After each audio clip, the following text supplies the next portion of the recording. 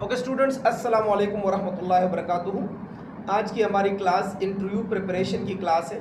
इसमें से मैं जो क्वेश्चंस आप लोगों को बताऊंगा ये वो क्वेश्चंस है जो जनरली हर जगह पे इंटरव्यू में पूछे जाते हैं। ये ज़्यादातर क्वेश्चंस आपकी पर्सनालिटी के मुतालिक होते हैं। आपको खुद अपने आप का पता होना चाहिए, अपने पेरेंट्स का पता होना चाहिए, अपने गांव, ज़िला, डिस्ट्रिक्ट, सिटी जहां आप रहते हो वहां के इर्द गिर्द के सराउंडिंग के बारे में आपको पूरी नॉलेज होनी चाहिए। तो ये कुछ बेसिक क्वेश्चंस है जो मैं आप लोगों से शेयर कर रहा हूँ, जो अक्सर मैक्सिमम जगहों पे इंटरव्यू में पूछे जाते हैं। बेशक आप किसी भी जगह पे जॉब के इंटरव्यू के लिए जाए या किसी भी जगह पे जाए तो ये बेसिक क्वेश्चंस अक्सर पूछे जाते हैं। ओके, पहला सवाल। इसमें मैंने पिछले लेक्चर में 72 क्वेश्चंस अपलोड कर लिए थे, इसलिए ये 73 से स्टार्ट हो रहा है। कभी खुद लड़ाई शुरू की है? बस अच्छा, जैसे कि मैं आप लोगों को बता चुका हूँ कि हर बंदे का अलग आंसर होगा, इसलिए मैं आप लोगों से सिर्फ क्वेश्चन शेयर करूंगा, आंसर नहीं बताऊंगा, क्योंकि मेरा अलग आंसर है, आपका अलग आंसर है। लेकिन हमेशा सच बताना है इंटरव्यू में, हमेशा सच बताना है। बस ये बता दूं पहले से, ठीक है? आपने हमेशा सच बताना है। हाँ, अगर सच कड़वा हो तो आप अपने आप को चेंज करो। जैसे अगर आप लड़ाई करते हो और आप कहते हो नहीं यार मैं नहीं बोलना चाहता कि मैं लड़ाई करता हूँ, तो आप लड़ाई करना छोड़ दो। आज से तौबा कर लो कि मैं किसी के साथ कोई लड़ाई नहीं करूँगा, बेशक कुछ भी हो, बेशक कुछ भी हो, तब आप बोल सकते हो मैं लड़ाई नहीं करता। लेकिन अगर आप करते हो तो फिर आप बता दें। लेकिन इसमें सवाल ये कही है कि कभी खुद लड़ाई शुरू की है, मतलब लड़ाई तो आपने की है लेकिन आपने उस लड़ाई में पहल किया था। तो मैंने कहा था कि इस तरह के क्वेश्चन का आंसर आपने यस और नो में देना है बस। फिर अगर वो पूछे कब की है, किससे की है, तब डिटेल बताना। ये नहीं बताना कि सर मैंने लड़ाई शुरू की थी लेकिन उसमें मेरा कसूर नहीं था, वो तो उस लड़के ने ऐसा किया तो मैंने ऐसा किया। नहीं, प्लीज़ लीडर बने, लीडर बने जो आपकी गलती हो गलती को माने और यस नो में जवाब दें। ज़्यादा जो है वो आपको डिटेल जाने की ज़रूरत नहीं है। इंटरव्यू के दौरान स्ट्रेट फॉरवर्ड रहे, ठीक है? आपको पाकिस्तान में क्या मसाइल नज़र आते हैं? तो आपको जो पाकिस्तान में मेन बड़े बड़े मसले नज़र आते हैं आप बता दें। हर किसी का अलग जवाब होगा। जैसे मुझसे पूछे तो मैं बोलूँगा कि पाकिस्तान में जो है वो बिजली का सबसे बड़ा मसला है, पाकिस्तान में महंगाई का मसला है, पाकिस्तान में एयर पोल्यूशन का मसला है, पोल्यूशन को कंट्रोल किया जाए वरना लोग बीमार ज़्यादा होंगे, ठीक है? और पाकिस्तान में जो है वो लीडरशिप की फुकदान है। पाकिस्तान को जो है वो अक्सर पॉलिटिकल लीडर्स अच्छे नहीं मिलते, इस वजह से पाकिस्तान तरक्की उस तरह नहीं कर रहा। हाँ, पाकिस्तान में बहुत से अच्छे इदारे भी हैं, बहुत से अच्छे लोग भी हैं, लेकिन कुछ मसले हैं, अगर उन मसलों को हम हल कर ले तो पाकिस्तान मज़ीद तरक्की कर लेगा। इस तरह ऑप्टिमिस्टिक सोच रखनी है आपने, नेगेटिव थिंकिंग नहीं रखनी। आप कौन सी क्लास में पढ़ते हैं तो अपना क्लास बता दें, सिंपल सा क्वेश्चन है। कुछ तो आपके पर्सनालिटी के सवाल है जो आपको बेहतर पता है, इसमें क्या कोई शक नहीं। आपका नाम क्या है? मेरा नाम अली है। आप किस क्लास में हो? मैं 8 क्लास में हूँ या सेकंड ईयर में हूँ या मैट्रिक में हूँ, जो भी आपका क्लास है वो आप बता सकते हैं। आपको कौन सी टीचर पसंद है? अपने फेवरेट टीचर का नाम बता दें। वो क्यों पसंद है? क्योंकि वो बहुत अच्छा पढ़ाते हैं, बहुत अच्छा समझाते हैं, इसलिए वो टीचर पसंद है। अगर आपको बटवा मिले, ये लिखा है बटवा, अगर आपको बटवा मिले तो आप क्या करेंगे? और अच्छा, मैं क्वेश्चन को थोड़ा सा मॉडिफाई कर लूँ कि अगर आपको 20 लाख रुपए मिले तो आप क्या करेंगे? सच बताना है, सच बताना है कि अगर आपको रास्ते में 20 लाख रुपए मिले किसी पर्स में, किसी बटवे में, तो आप क्या करेंगे? तो जो आपके आंसर माइंड में आए वही आप लोग लिख लेना, अगर राइटिंग करनी है इंटरव्यू के क्वेश्चंस की। अदरवाइज वही आप लोग जो है वो काइंडली उनको बता दीजिएगा, सच बताना है। Convert into decimal 1 whole 11 upon 25। Okay, तो 25 1s are 25, 25 plus 1 25 plus 11 36 upon 25। अब ये डेसिमल वाले सवाल बहुत ज़्यादा पूछते हैं, तो मैं आप लोगों को डिटेल से बता देता हूँ कि इसको कैसे करना है, ठीक है? जैसे अगर आपसे पूछे 1 होल 11 अपॉन 25 का डेसिमल बताए, तो ये आपने अपने माइंड में सोचना है। जो सोचना है वो अभी मैं आप लोग को मैथमेटिकली डिराइव कर देता हूँ कि सोचना कैसे है। 25 1s are 25 और 25 को 11 से प्लस कर दें और डिवाइडेड बाय 25, तो 25 plus 11। Okay students, 25 1s are 25 plus 11 तो 36 अपॉन 25। ये कन्वर्जन तो आप लोग कर सकते हो, मुझे पता है, मतलब मैंने होल नंबर से इसको एम प्रॉपर फ्रैक्शन बना दिया। अब इससे आगे कहानी समझनी है। 36 अपॉन 25 से जब भी आपने डेसिमल बनाना हो ना, तो आपने नीचे 4 से मल्टीप्लाई करना है। ओके, क्योंकि 25 को 4 से मल्टीप्लाई करेंगे तो नीचे 100 बनेगा और 36 को 4 से आप मल्टीप्लाई नहीं कर सकते उधर इंटरव्यू में, याद रख लेना, बड़ा मुश्किल होता है मल्टीप्लाई। तो आप क्या करें, आप 36 का डबल करें अपने जहन में, हर कोई डबल कर लेगा 72, और 72 को 72 से प्लस कर ले तो 144। इस तरह आप 36 को 4 से मल्टीप्लाई किया करें इंटरव्यू में, ठीक है, कि 36 से 4 का मल्टीप्लाई का मतलब है कि 36 को डबल किया तो 72, 72 को डबल किया तो 144। अगर आप मल्टीप्लाई करना चाहते हो तो आप 36 को 4 से मल्टीप्लाई कर ले, तब भी आपके पास 144 आ जाएगा, आपकी मर्जी है, लेकिन मैंने आपको वो तरीका सिखाना है जो इंटरव्यू में मैं खुद करता हूँ, ठीक है। 144 अपॉन 100। अब जब नीचे 100 बन गया तो आपने जस्ट 2 नंबर्स के बाद डेसिमल लगाना है, तो नीचे 100 ख़त्म हो जाएगा, तो 1.44, ये आपके पास आंसर आ गया। अब ये सब कुछ आपने मेंटली करना है वहाँ पे। अब मेरा काम है आप लोगों को सिखाना और आप लोगों का काम है इसी तरह करना। अब अगर आपके पास आ गया 2/3 या 3/2, चलो 2/3 पूछते हैं, तो 3/2 ये अगला सवाल है, दूसरा नंबर, ठीक है। तो आपने जस्ट 3/2 को क्या बनाना है, नीचे 2 को 5 से मल्टीप्लाई कर ले, नीचे भी और ऊपर भी, तो 3 5 are 15, 2 5 are 10, और जब आप नीचे से 10 ख़त्म करेंगे तो ऊपर एक नंबर के बाद डेसिमल पॉइंट लगाना है, तो आपके पास आ जाएगा 1.5। 1.5 is the required answer. So much simple, so much simple, आप लोग बड़े आराम से कर लेंगे इंशाल्लाह। या आप 1.5 भी लिख सकते हो डायरेक्टली, 3/2 का मतलब है 3 का आधा ले लो, तो 3 का आधा वैसे भी 1.5 है, 3 का आधा वैसे भी 1.5 है।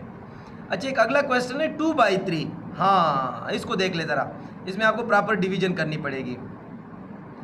अब 2/3, इसका आप नीचे 10 नहीं बना सकते, ओके, तो आप ये अपने माइंड में डिवीजन करेंगे, ठीक है। इधर 0 बना लो और इधर पॉइंट लगा दो, 3 6 are 18।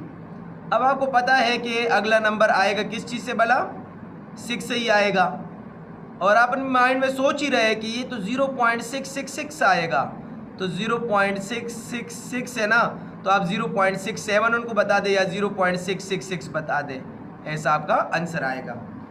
अक्सर वो ये भी पूछते हैं कि 100 डिवाइडेड बाई 3। अब आपको पता है कि 100 को जब भी मैं 3 पे डिवाइड करूंगा तो 33.333 आएगा, ठीक है। 3 3s are 9, 10 minus 9 1, 0 को लेकर आए, 3 3s are 9, 10 minus 9 1, और 0 को लेकर आएंगे तो फिर 3 3s are 9, और ये तो आगे चलता जाएगा, तो 33.333। बस 3 DP में अपना आंसर दिया करें, 3 DP में अपना आंसर दिया करें। तो ये आपका मैथ का सिंपल सा क्वेश्चन था। 2 lines on Imran Khan. Okay, ये मैंने इमरान खान का नाम लिखा है, वो किसी भी पर्सनालिटी के ऊपर आपसे लाइंस पूछ सकते हैं, तो आपने पॉजिटिव सोच रख के जवाब देना है, ठीक है।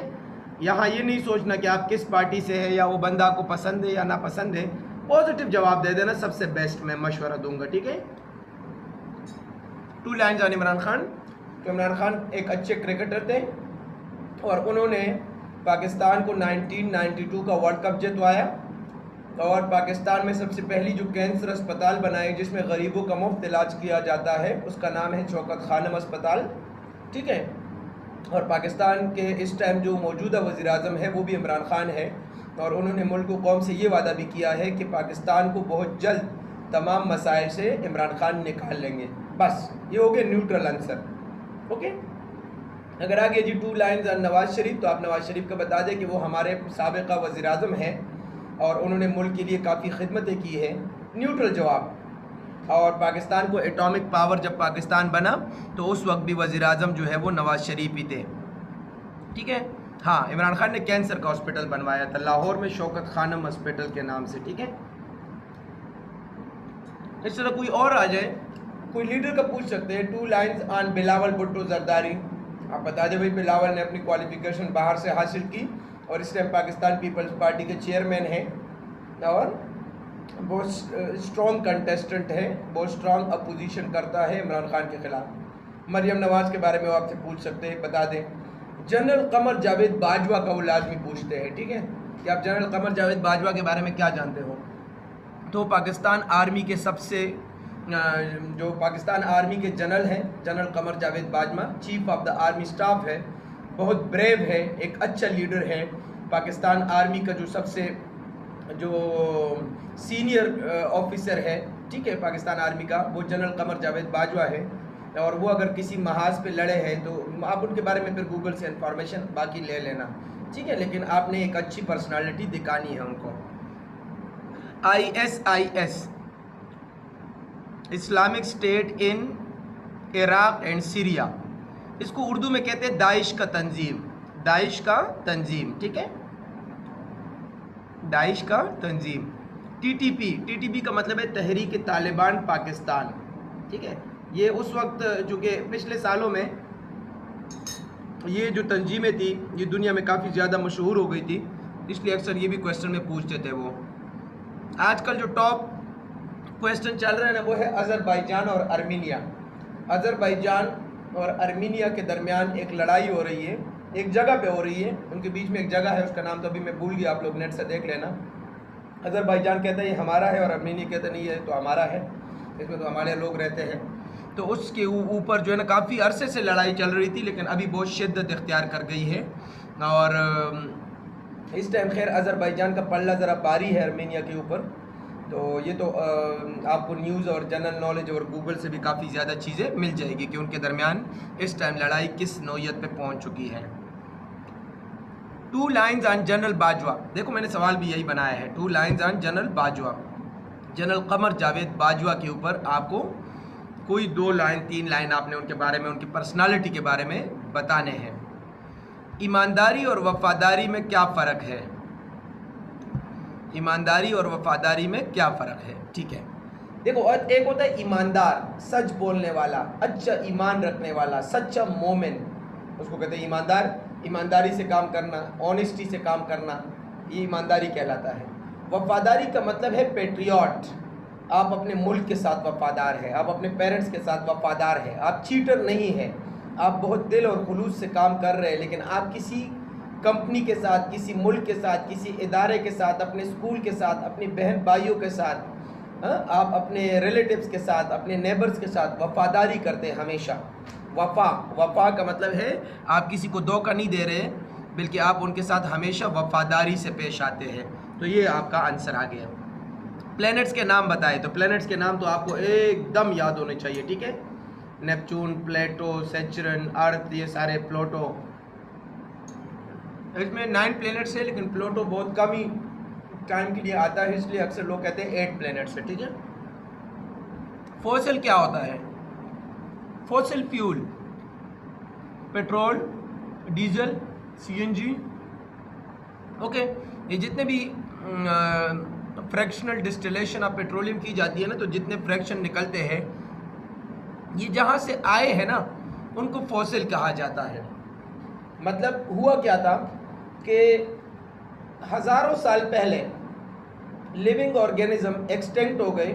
वो लिविंग ऑर्गेनिज्म बेशक वाटर में थे या ज़मीन पे थे, वो एक जगह दस गए और ऊपर पत्ते वत्ते आ गए या मट्टी आ गई, पत्थर आ गए, हाँ, या लीव्स आ गए, तो वो उनको ऑक्सीजन नहीं मिली, वो अंदर बरीड थे। तो वो बरीड हो के जब 1000 साल गुजर गए, 1000 से ज़्यादा भी हो सकता है, थोड़ा सा कम भी हो सकता है, तो वो पेट्रोलियम मसनूआत में तब्दील हो गए, तो उसको कहते हैं फॉसिल। तो fossil mean once living organism, किसी ज़माने में जो लिविंग ऑर्गेनिज्म थे जो अभी एक्सटिंक्ट हो गए थे और वो बरीड थे, और एयर की कमी की वजह से वो पेट्रोल और दूसरे पेट्रोलियम मसनूआत में कन्वर्ट हो गए, दैट इज़ कॉल्ड फॉसिल या fossil fuel. What is the supplementary angle of 120 degree? 120 degree का सप्लीमेंट्री एंगल, मैंने आप लोगों को बताया था कि सप्लीमेंट्री का मतलब है 180, तो 120 का सप्लीमेंट्री 60 होगा, मतलब 120 में मैं 60 प्लस करूंगा तो 180 आएगा। अगर वो कम्प्लीमेंट्री का पूछ ले तो फिर वो कम्प्लीमेंट्री का मतलब है 90, तो वो आपसे 90 का नीचे वाला नंबर ही पूछेंगे। फिर वैसे आपसे पूछेंगे 60 का कम्प्लीमेंट्री एंगल क्या है, तो 60 के साथ क्या प्लस करें कि 90 आ जाए, 30 प्लस करें तो 90 आएगा, इसका मतलब है 30 इज़ द कम्प्लीमेंट्री एंगल, और 120 का सप्लीमेंट्री एंगल क्या होगा? 60 होगा, ठीक है।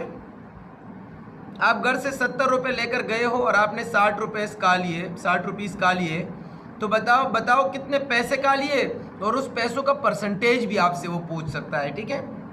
जैसे आप 70 रुपीज़ लेकर गए और आपने 60 रुपीज़ का लिए, तो 10 रुपये बच गए। अब उस 10 का परसेंटेज भी बताओ कि आपके पास कितने परसेंट बच गए। तो आप ऊपर 10 लिखें, नीचे 70 लिखें और 100 से मल्टीप्लाई करें। तो आप जब 10 लिखेंगे ऊपर, नीचे 70 लिखेंगे और 100 से मल्टीप्लाई करेंगे तो नीचे 70 का 0 10 के साथ तो कैंसिल हो गया, ठीक है। इसका मतलब है 100 को आपने 7 पे डिवाइड करना है अपने माइंड में। तो 7 का टेबल पढ़ो, 7 13 are 91, तो 13 पॉइंट समथिंग। तो अगर आगे बता भी नहीं सको तो आप बता देना 13 पॉइंट समथिंग, ठीक है। और मैथ के क्वेश्चन में कभी सॉरी नहीं करना, मैथ के क्वेश्चन में कभी सॉरी नहीं करना। वो आपको सोचने का टाइम देंगे, खूब सोचो और एक ही दफ़ा आंसर निकाल के उनको दे दो। ये नहीं है कि एक दफ़ा आंसर कुछ और आया फिर सोचा कुछ और आया, लेकिन मैथ के क्वेश्चन में कभी सॉरी नहीं करना। अच्छा, वो आपसे इंटरव्यू में उर्दू के मुहावरात भी पूछ सकते हैं। जैसे वो आपसे पूछेंगे आड़े हाथों आना, आड़े हाथों आना का मतलब क्या है, तो आपने बताना है कि इसकी मीनिंग क्या है। आपने मुहावरात लाजमी रिवाइज करने हैं, ठीक है। What do you know about Pakistan cricket team, Pakistan cricket team के बारे में आप बिल्कुल बता दीजिएगा। मुझे तो इस टाइम बिल्कुल नहीं पता, क्योंकि मैंने 2-2.5 साल से ना क्रिकेट के मैचेस देखे ही नहीं है। काफ़ी बिजी हो गया हूँ तो उस वजह से क्रिकेट से काफ़ी दूर रहा हूँ, अदरवाइज मैं बहुत शौक से देखता था। तो आप लोगों को पता होगा पाकिस्तान क्रिकेट टीम का कैप्टन कौन है, इस वक्त ओपनिंग कौन करते हैं, बॉलर्स कौन कौन से हैं, लास्ट टाइम किन किसके साथ मैच हुआ था पाकिस्तान का, ठीक है। लास्ट टेस्ट आई थिंक हुए थे, पता नहीं किसके साथ हुए थे, तो वो सारा आपको पता होना चाहिए। आपकी पसंदीदा गेम कौन सी है, तो इस गेम में आप आउटडोर गेम बताएंगे। ये नहीं है कि आप यहाँ पे लिख लें कि मेरी जो है ना पसंदीदा गेम तो पबजी है। अबे नहीं यार, आपका पसंदीदा गेम फुटबॉल होगा या हॉकी होगा या क्रिकेट होगा, ठीक है, वो बताना है। प्लीज़ वीडियो गेम्स नहीं बताना, वीडियो गेम्स आपसे ख़त्म कर दो। ये वीडियो गेम की वजह से आप लोग की जो माइंड है ना, ये बहुत बुरी तरीके से स्प्लिट हो जाती है, ठीक है। तो वीडियो गेम बहुत गंदी बीमारी है, इससे दूर रहो, इससे दूर रहो मेरे बच्चों, इससे दूर रहो, ठीक है। और दूर हो के नमाज़ पढ़ना शुरू करो। अच्छा, अगर आप चाहते हो कि आपका इंटरव्यू अच्छा हो ना, तो आप नमाज़ पढ़ना शुरू करो और कुरान मजीद की तिलावत ज़्यादा से ज़्यादा किया करें, तब आपका माइंड फ्रेश होता जाएगा। और उनको भी यही अच्छे मोमेंट चाहिए। आप लोग मुसलमान फ़ौज का कमांडर बनने जा रहे हो, तो मुसलमान फ़ौज का कमांडर एक अच्छा मोमेंट होना चाहिए, मतलब एक अच्छा मुसलमान होना चाहिए, ठीक है। तो आप लोग काइंडली फिल्में देखना छोड़ दो, वीडियो गेम करना छोड़ दो, कंप्यूटर पे ये जो ड्रामे शामे आते हैं ये देखना छोड़ दो बेटा। एक अच्छे मुसलमान बनो तो आप एक अच्छे लीडर साबित हो सकते हो इंशाल्लाह, ठीक है। सुबह की फजर की नमाज लाजमी पढ़ा करें। हमारी सबसे बड़ी खामी क्या है, मुसलमान ने जब से फजर का नमाज छोड़ा है ना, मुसलमान पीछे हो गए। क्यों? क्योंकि जब आप फजर पढ़ लेते हो तो आपके पास एक पूरा दिन होता है बड़े बड़े काम करने के लिए। लेकिन जब आप फजर नहीं पढ़ते और 10 और 11 बजे उठ जाते हो, 5-6 घंटे तो आपने उधर ही ज़ाया कर दिए। फिर जब आप लेट उठते हो तो आपका माइंड भी सही काम नहीं करता, लेजीनेस आ जाता है बंदे के अंदर। तो सुबह फजर लाजमी पढ़ा करो, ठीक है, फजर लाजमी पढ़ा करो। और जो बच्चे माशाल्लाह ख़ुद पे ज़्यादा कंट्रोल रखते हैं, एक अच्छे लीडर है भी से माशाल्लाह, वो तहज्जुद भी पढ़ना शुरू करें, अल्लाह का जिक्र किया करें, कुरान मजीद की तिलावत किया करें, अच्छे अच्छे काम किया करें, आपकी इंटरव्यू खुद ही अच्छी होगी। और अल्लाह से मांगा करें बेटा, दुआएं कबूल होती है। अल्लाह से मांगा करें दुआओं में कि या अल्लाह मुझे कामयाब करे, या अल्लाह मुझे अपनी मेहनत का सिला दे, ठीक है। तो जब आप अल्लाह से मांगेंगे ना तो आपका ताल्लुक़ अल्लाह से बन जाएगा, तो फिर अल्लाह आपकी मदद करेगा, इसमें कोई शक नहीं है, ठीक है। तो अल्लाह आप सबको कामयाब करें इंशाल्लाह। अच्छा जी, अम्मी अब्बू से मार क्यों पड़ती है, आप बता देना कि अम्मी अब्बू से मार क्यों पड़ती है भाई। अगर पड़ती है, नहीं पड़ती तो आप बता देना नहीं सर अम्मी अब्बू से तो मुझे मार नहीं पड़ती, ठीक है। अपनी 5 खामियां बताएं, हाँ ये सवाल लाजमी करते हैं, अपनी खूबियां बताएं, अपनी खामियां बताएं। तो ये हर बंदे ने ना लिख कर मुझे भेजना है, तब मैं उसको बताऊंगा कि यार आपने कौन कौन सी खामी पे किस तरह कंट्रोल हासिल करना है। इसका आंसर मैं नहीं बताऊंगा। स्पोर्ट्स का डिबेट करना है, ये स्पेलिंग ज़रा गलत लिखा है, किसी बच्चे की राइटिंग है। तो स्पोर्ट्स का डिबेट DEBAT, कोई भी स्पोर्ट आपसे कहेगा कि इस पर आगे सामने स्पीच करे, अगर वो आपसे बोले पाकिस्तान क्रिकेट टीम पे स्पीच करे या क्रिकेट पे स्पीच करे या फुटबॉल पे स्पीच करे, तो आप आगे सामने कर लेना। तो कोशिश कर लेना कि जो आपका फेवरेट गेम है उस पर आपको स्पीच आना चाहिए कि उस वक्त पाकिस्तान फुटबॉल टीम का कैप्टन कौन है और फुटबॉल टीम में कितने खिलाड़ी होते हैं, फुटबॉल टीम के अंदर जो नेट लगा होता है उसकी हाइट कितनी होती है, फुटबॉल का वज़न कितना होता है, वो जो बॉल होता है उसका वज़न कितना होता है, और लास्ट फुटबॉल का वर्ल्ड कप किसने जीता था, किस शहर में हुआ था या किस कंट्री में हुआ था। और अगर आपका कोई फेवरेट प्लेयर है, जैसे किसी का रोनाल्डो, किसी का मेसी या कोई रोनाल्डिनो या कोई भी, तो उसका किस क्लब के साथ ताल्लुक़ है और किस कंट्री से वो फुटबॉल खेलता है। How many brothers and sister do you have, यहाँ मैं बड़ी ट्रिकी बातें बताऊंगा। मर्जी है इंग्लिश में इंटरव्यू दे दो, उर्दू में दे दो, इंग्लिश में दे दो ज़्यादा बेहतर है। अगर उर्दू में पूछे तो उर्दू में जवाब दो, इंग्लिश में पूछे तो इंग्लिश में जवाब दो। अच्छा, ब्रदर्स एंड सिस्टर, अगर वो आपसे पूछे आपके कितने बहन भाई हैं तो फिर खुद को काउंट नहीं करना। अगर वो आपसे पूछे कितने बहन भाई हो तो फिर खुद को भी काउंट करना है। स्पीच एंड कायदे आज़म, वो ये तो रेडी कर लो भाई, ये तो लाजमी आपसे करवाएंगे। कायदे आज़म पे स्पीच करो, ठीक है, और सी पैक पे स्पीच करो, अल्लामा इकबाल पे स्पीच करो, माय फेवरेट पर्सनालिटी पे स्पीच करो। तो ये पहले से आप लोग अपने रजिस्टर में लिख लो। जब आप लिखोगे, याद करोगे तो आपको स्पीच करना इजी होगा। और पुशअप्स की भी प्रैक्टिस किया करो, वो आपसे 5, 6, 10 पुशअप्स भी करा सकते हैं। तो पहले से प्रैक्टिस किया करो कि आप पुशअप्स वहाँ पे कर सको। अच्छा, वो आपसे नारा भी लगवा सकते हैं इंटरव्यू वाले, जैसे आपसे नारा लगवाएंगे पाकिस्तान जिंदाबाद, ऐसे ऊंची आवाज़ से आपने नारा लगाना है, ठीक है। How are you, I am fine. क्या आपको लगता है कि आप सेलेक्ट हो जाएंगे? इंशाल्लाह सर मैं सेलेक्ट हो जाऊंगा। क्यों, आपको क्यों लगता है? क्योंकि सर मुझे अपनी तैयारी पे पूरी यकीन है और अल्लाह पे भरोसा है कि मैं सेलेक्ट हो जाऊंगा इंशाल्लाह, क्योंकि मैंने रिटन टेस्ट भी बहुत अच्छा दिया है और इंटरव्यू भी बहुत अच्छा दे रहा हूँ, इसलिए मैं सेलेक्ट हो जाऊंगा। आपकी पसंदीदा शख्सियत, मतलब योर फेवरेट पर्सनालिटी, वो कौन है, वो आपने बताना है। नेक्स्ट क्वेश्चन है पेज नंबर 9, क्वेश्चन नंबर 98। उनकी चंद खूबियाँ जो आप में है, मतलब आपकी फेवरेट पर्सनालिटी अगर कायदे आज़म है, कायदे आज़म बहुत मेहनती थे, ये खूबी मुझ में भी है, मतलब अपना आपने बताना है, मैंने नहीं बताना। कायदे आज़म बहुत ज़्यादा हार्ड वर्किंग थे, तो ये खूबी मुझ में है। कायदे आज़म हिम्मत नहीं हारते थे, ये खूबी मुझ में है। कायदे आज़म बहुत स्ट्रेट फॉरवर्ड थे, ये खूबी मुझ में है। का पाकिस्तान के साथ बहुत ज़्यादा लॉयल थे, मतलब पाकिस्तान बनने के लिए बहुत कोशिश की कि पाकिस्तान बने, तो मुसलमानों के बहुत खैरख्वाह है, ये खूबी मुझ में भी है। इस तरह वो खूबियाँ जो कायदे आज़म में हो और आप में हो वो आप बता देना। लेकिन अगर आपकी फेवरेट पर्सनालिटी कोई और है तो आप उनकी खूबियाँ भी बता देना, और वो खूबियाँ जो आपके साथ मैच कर रही है वो भी आपने बताना है। फिर उसके बाद है बेटा आप लोगों के पास अपने पसंदीदा दोस्त का नाम, आपने अपने बेस्ट फ्रेंड का नाम बताना है कि आपका बेस्ट फ्रेंड कौन है, और अपने बेस्ट फ्रेंड की खूबियाँ खामियाँ भी आपको पता होनी चाहिए। फैमिली के दरमियान आपके कैसे ताल्लुकात हैं? फैमिली के दरमियान अल्हम्दुलिल्लाह बहुत अच्छे ताल्लुकात हैं, अपने बहन भाइयों के साथ, अपने अम्मी अब्बू के साथ, अपने दादा दादी के साथ, अपने मामू के साथ, अंकल के साथ बहुत अच्छे ताल्लुकात हैं, ठीक है।